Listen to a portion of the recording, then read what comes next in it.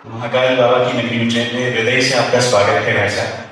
आज के इस सत्र में हम सभी के उपस्थित जो यहाँ पर हमारे सभी विशिष्ट अतिथि यहाँ उपस्थित हैं, मैं बताना चाहूंगा कि ये सभी विभिन्न क्षेत्रों से आए हैं।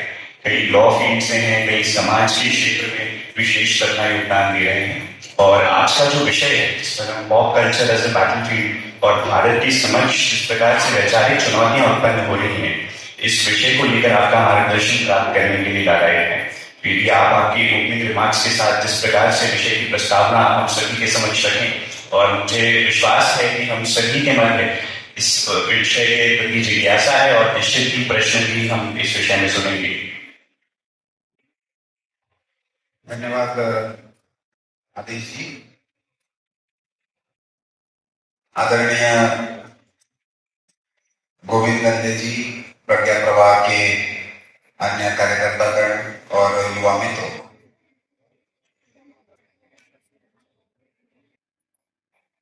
पॉप अपने आप में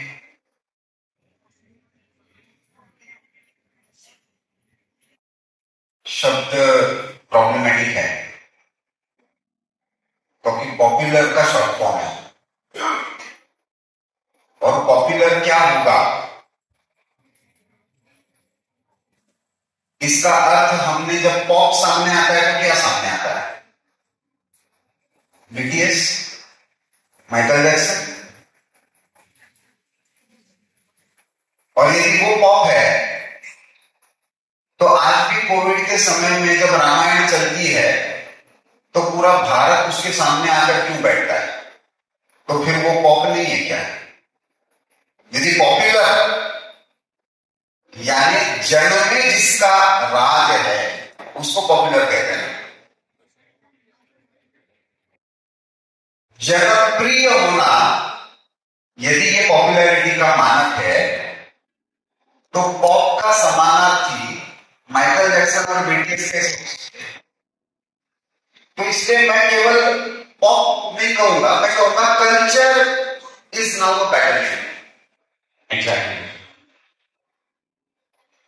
अभी तक जिसको विश्व की राजनीति में जियो स्ट्रेटेजिक और जियो इकोनॉमिक्स इस नाम से जाना जाता था, पहले दोनों विश्व युद्ध जो हुए उसका मूल फ्रंटियर जियो स्ट्रेटेजिक, कौन कितनी जमीन को कॉलोनाइज करेगा। उसके बाद का जो सारा ग्लोबल वॉर है वो जियो इकोनॉमिक्स वाला, कि कम्युनिस्ट वर्ल्ड ये विश्व को डोमिनेट करेगा या कैपिटलिस्ट वर्ल्ड करेगा। 1990 के बाद का जो वर्ल्ड सिनारियो है उसका बैटलफील्ड जियो कल्चर है। और इसलिए इस भू सांस्कृतिक युद्ध में हम कहां खड़े, हमारा समाज कहां खड़ा, हमारा युवा कहां खड़ा? क्योंकि किसी भी देश का युवा और उसकी धारणा, जिसके बारे में स्वामी विवेकानंद जो यूथ आइकॉन माने जाते हैं, उन्होंने कहा था कि if you want to poison a society, poison its stories.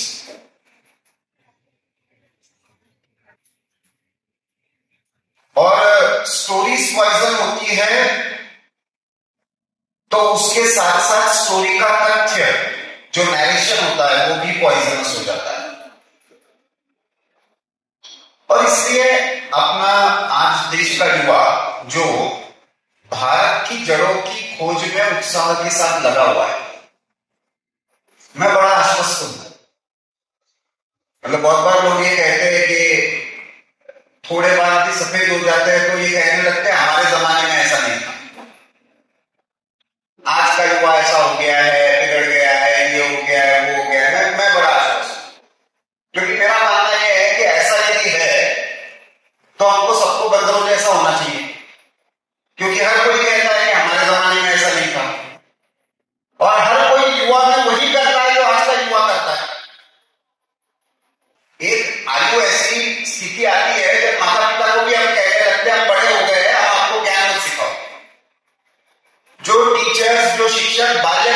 को साक्षात भगवान लगते हैं, उनको भी अलग अलग नाम रखना, उनकी नकल उतारना, ये 11वीं 12वीं आने तक नॉर्मल होता है। और इसलिए ग्रेगरी ऑस्टिन कहता है, या विवेकानंद जी ने भी एक जगह पे कहा कि at the age of 18 if you are not a revolutionary, you don't have heart. But at the age of 40, if you still remain a communist and a revolutionary, you don't have head.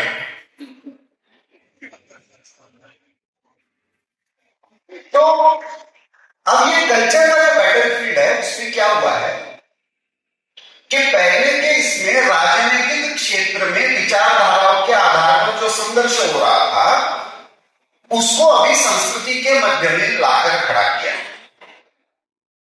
और उस संस्कृति के मानकों का उपयोग मन में भ्रम पैदा करना।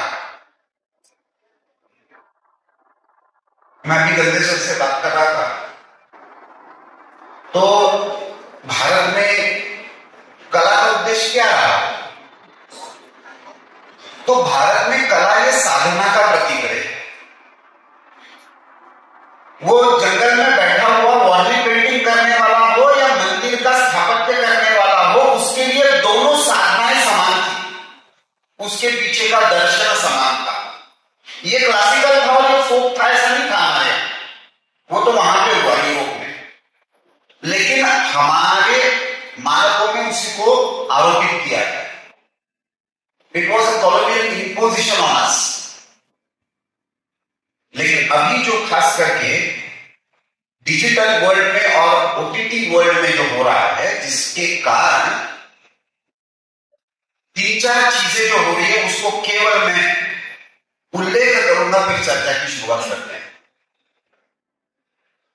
जब ये ध्यान में आ गया कि मजदूरों के भरोसे क्रांति नहीं हो सकती, कम्युनिज्म का विचार पूरी तरह से फेल हो चुका, यूएसएसआर का मॉडल गिर चुका, उसके बाद कल्चरल मार्क्सिज्म के नाम पर एक थियरी गढ़ी गई और संस्कृति को क्रांति का आधार बनाया गया। कुछ फॉल्ट लाइन्स खड़ी करने के लिए सांस्कृतिक चिन्हों का उपयोग करते हुए मन में भ्रम पैदा करना।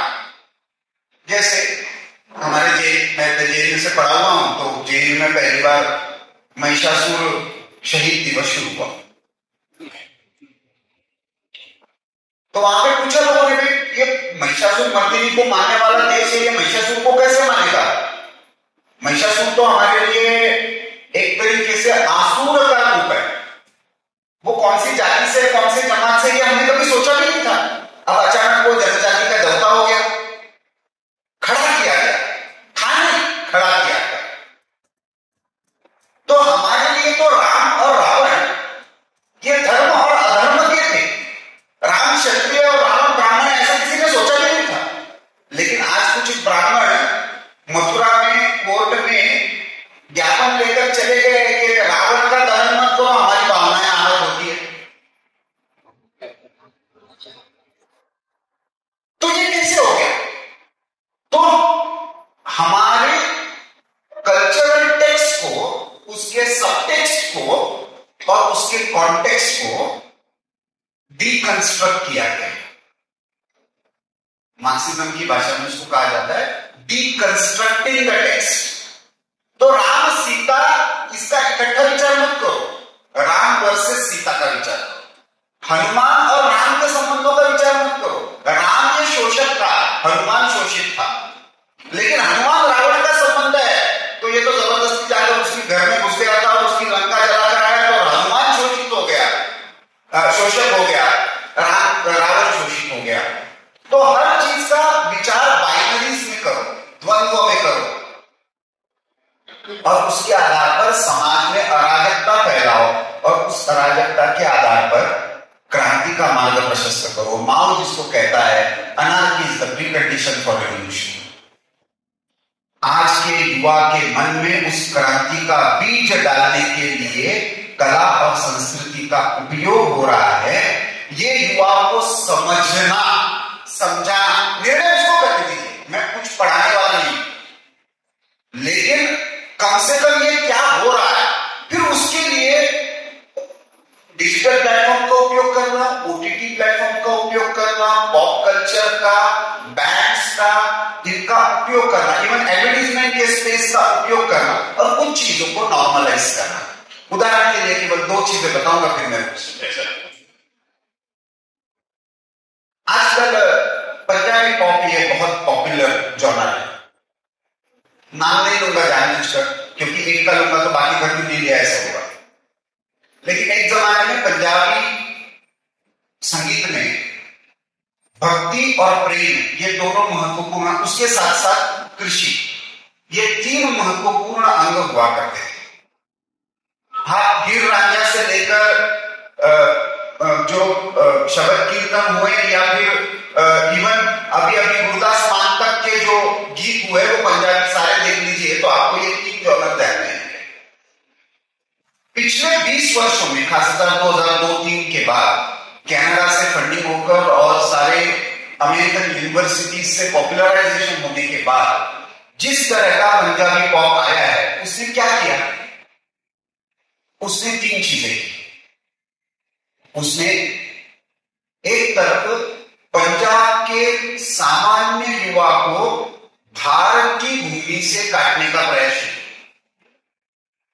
भारत में रहना खराब है, सारी अपॉर्चुनिटी कहां है? कनाडा में है, अमेरिका में जाना प्रोग्रेस होता है, ये बाकी जगह में भी है।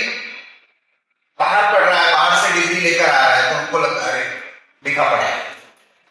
भारत में जितना भी उसने उज्जैन में रहकर जिंदगी भर संस्कृत के लिए खपा लो तो उसका हम सम्मान नहीं करेंगे। और अमेरिका की कोई उच्चर सी यूनिवर्सिटी से कोई एमएस की डिग्री लेकर आ रहा है, अमेरिका से कट करा। तो ये हमारे अंदर कहीं ना कहीं गुलामी के अंश अभी भी बचे हुए हैं, युवा को उससे डील करना है।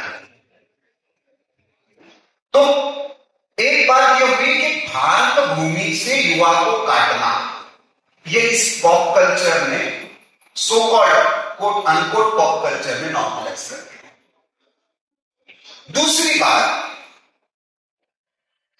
युवा के लिए सबसे हानिकारक जो चीजें होती है, चाहे वो हिंसा हो, चाहे वो नशा हो, इनको नॉर्मलाइज कर देना। ये नहीं करते तो कूल नहीं है, ये नहीं करते तो युवा रहेगा, ये जीवन में करके you live only once, so enjoy everything. ये कल्चर पॉपुलराइज करने का काम सो कॉल्ड पॉप कल्चर ने किया।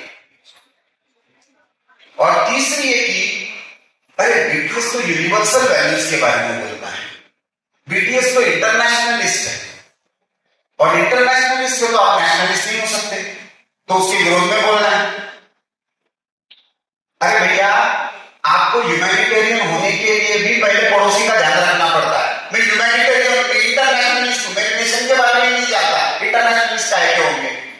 और हर राष्ट्र का अपना स्वत्व होता है, जैसे हर व्यक्ति अपना यूनिक होता है, हर यूनिक व्यक्ति का अपना स्वभाव होता है, स्व होता है, उसमें उसका अभिव्यक्ति ये स्वभाव होता है।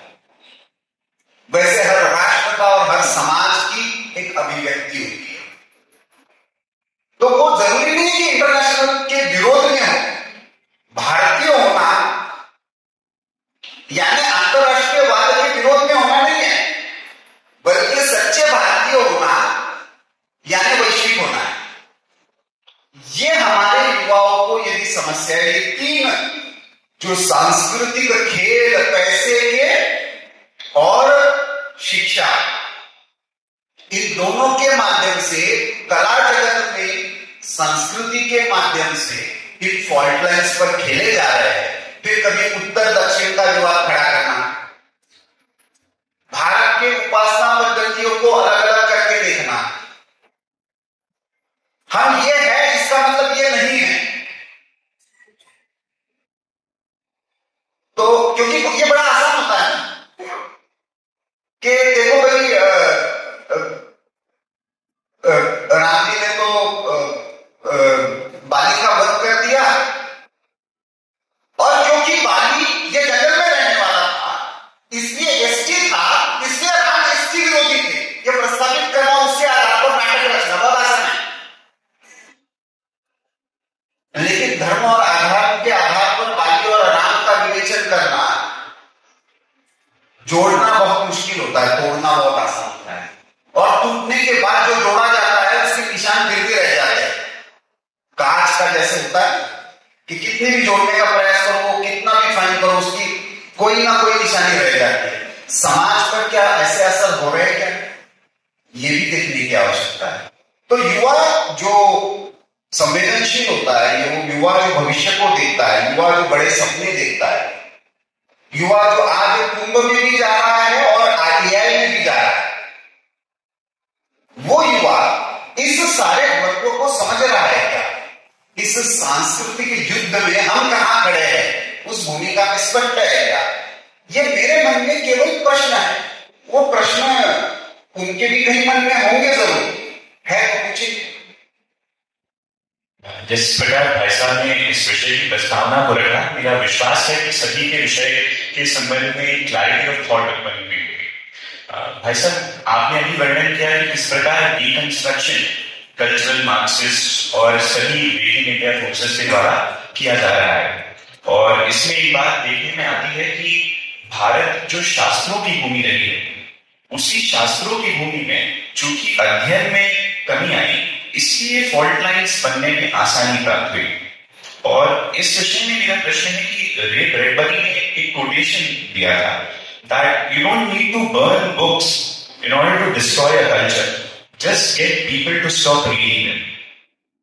और शायद वो कार्य करने में ये लोग सफल रहे हैं, जो वामपंथी विचारधारा जिस प्रकार से स्थापित की गई है।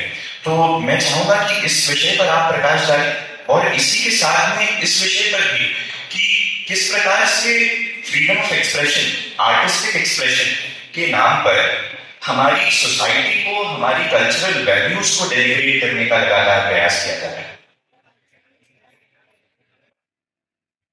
दूसरे प्रश्न पर पहले आता हूं। फिर अभी जैसे एक रिसेंट केस हुआ, रणवीर अलाहाबादी, आप लोगों के लिए भी पॉपुलर नाम होगा। उसने जो माता पिता के बारे में बोला, वो शायद वो बोलने से पहले हमारे घर के कोई भी सामान्य घर के युवा वैसा माता पिता के संबंधों के बारे में सोच नहीं रहे हैं, लेकिन उसने एक गीत डाली।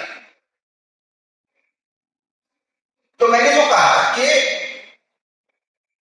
जो मूल्य व्यवस्था बनी हुई है उसके विरोध में क्रांति के बीजों को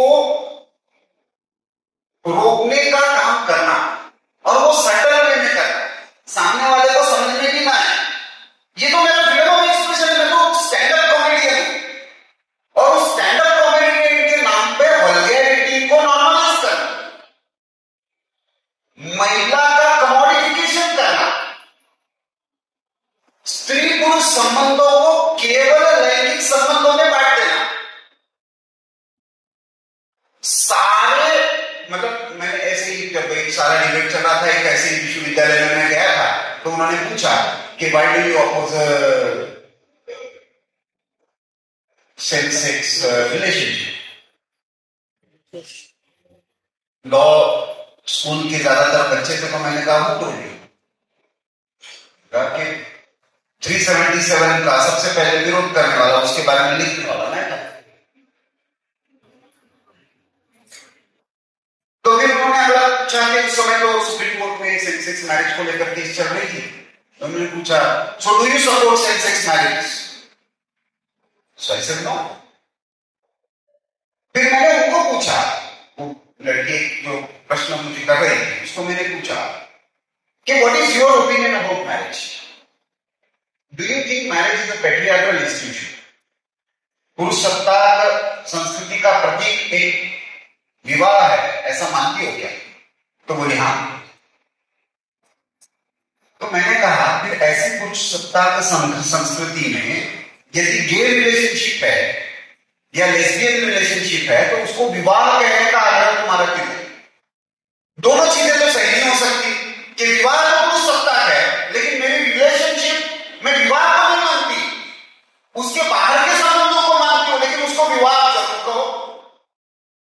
This is double standard. You can call that relationship anything you want. Vivaha is not just sexual relationship.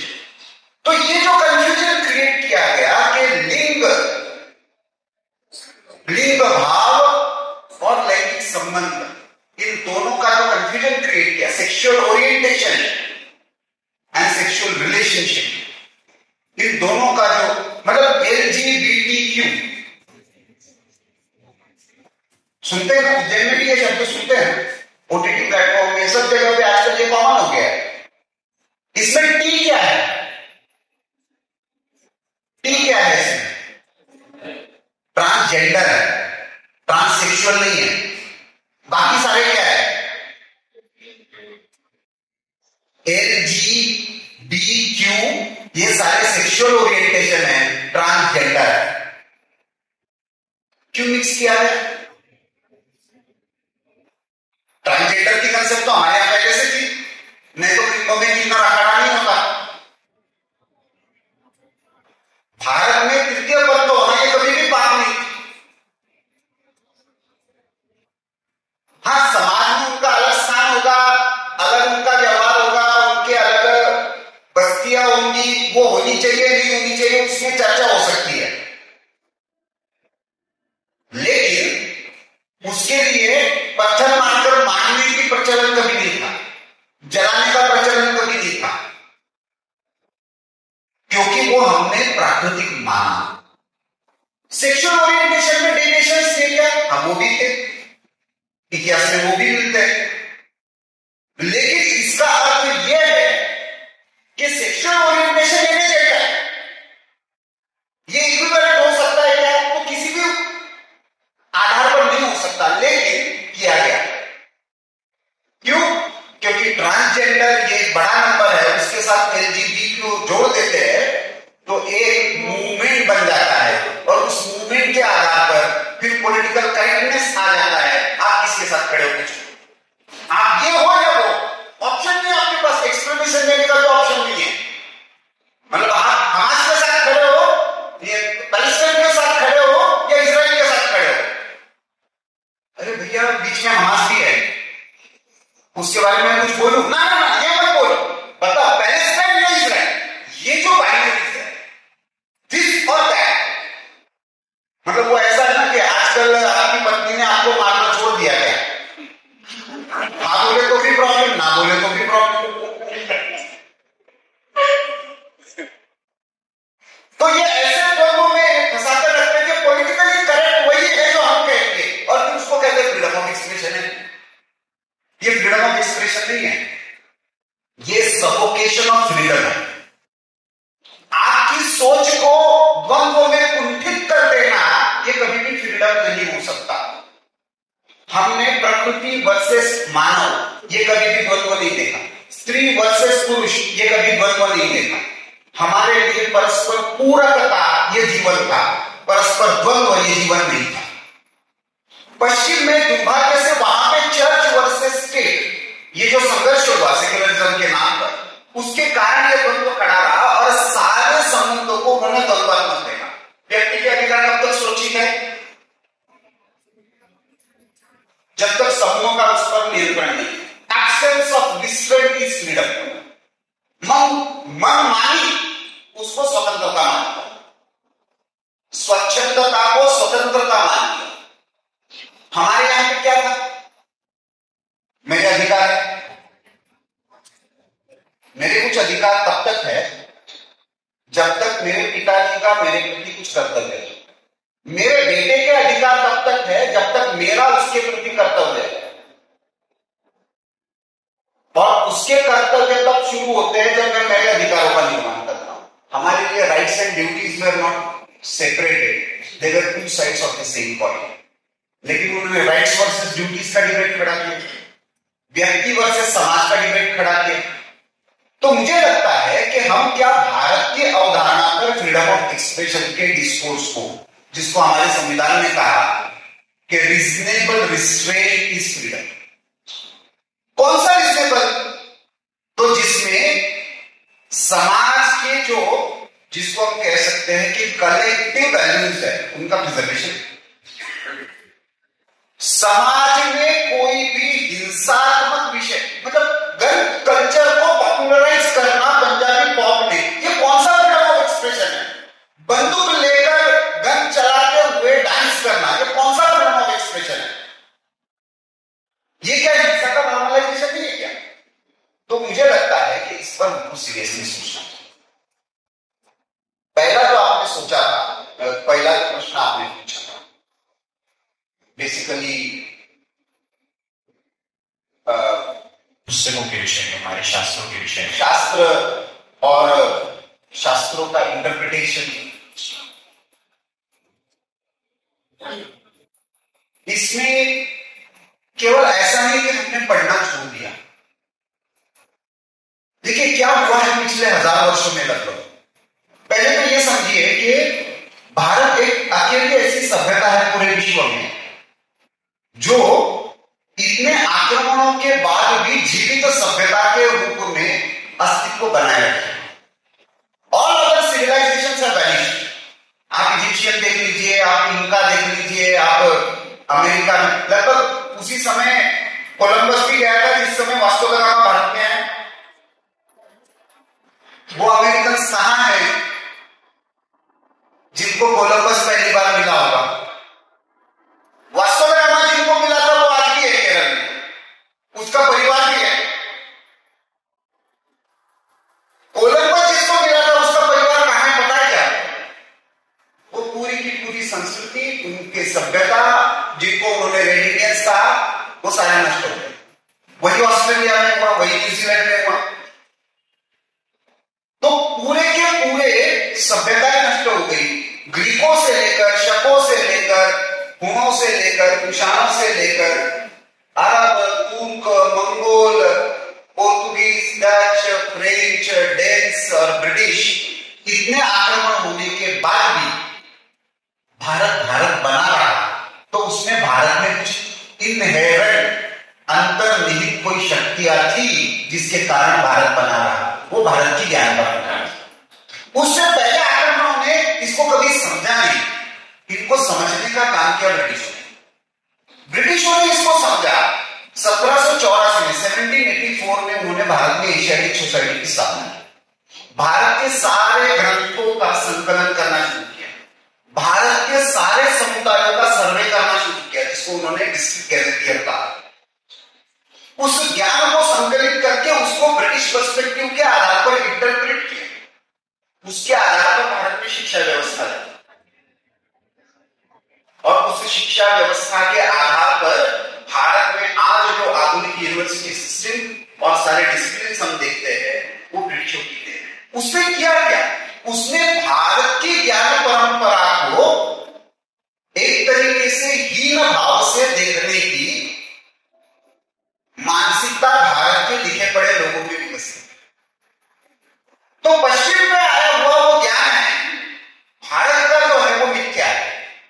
ये भाव हमारे मन में धीरे धीरे, तो इसलिए ये केवल नहीं हुआ कि हमने पढ़ना लिखना, इसमें इसके कारण हुआ क्या? तो इसके कारण हमने अपना आत्मबोध गवा लिया। अब जैसे नेशनल एजुकेशन पॉलिसी की चर्चा चल रही है, राष्ट्रीय शिक्षा नीति, कितने लॉ के स्टूडेंट हैं यहां पे? आप में से कितने लोग आज चाहते हैं कि हम हिंदी में या अन्य भारतीय भाषाओं में लॉ पढ़े और लॉ पढ़कर हम करियर कर सकते हैं? ऐसे कितने लोगों को लगता है? 2-3, मुश्किल से आधा पूरा क्या है? इच्छा होना अलग बात है, हो सकता है ऐसा विश्वास है। क्यों नहीं लगता? क्योंकि 1811 में एक ब्रिटिश प्रोटेस्टेंट प्रीस्ट, बड़ा बिजनेसमैन था वैसे तो, लेकिन प्रोटेस्टेंट चर्च का, उसने ऑक्सफोर्ड में एक चेयर प्रस्तावित की। मुझे पता नहीं करते सर आपने वो बिल कभी पढ़ी है क्या?